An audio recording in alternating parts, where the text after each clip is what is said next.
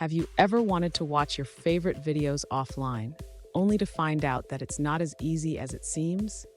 If that's you, you're in the right place. Today, we're diving into how to implement an offline feature for your video portal progressive web app. I totally get it. The idea of watching videos offline is super appealing, especially when you're on the go or have limited internet access. You're not alone in wanting this feature, and many developers face the same challenge.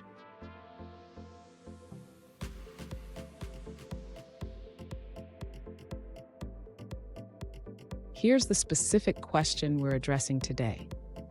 One user asked if they could build a video portal as a progressive web app with an offline watch feature. They wondered if this could be achieved through service worker caching, or if another download mechanism would be better suited for videos that are around 120 megabytes in size.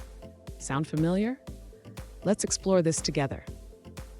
So, what are the options for implementing offline video functionality?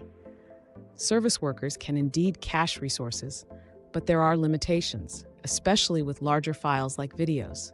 Let's break down the possibilities and find the best approach. And stick around. At the end of this video, I'll share a crucial tip that can make your offline video feature even more efficient.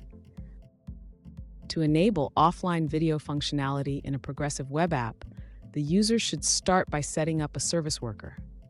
This will allow the app to cache video files for offline access. Next, the user needs to implement caching strategies within the service worker. This involves listening for the install event and caching the video files during this event. After caching the videos, the user should handle fetch events to serve the cached videos when the app is offline. This ensures that users can still access the videos without an internet connection. Finally, the user should test the offline functionality. They can do this by accessing the app while offline and checking if the cached videos play correctly. Fun fact, did you know that the first video ever streamed online was in 1995? It was a performance by the band Severe Tire Damage. We've come a long way since then. Now, let's look at the answers provided by other users.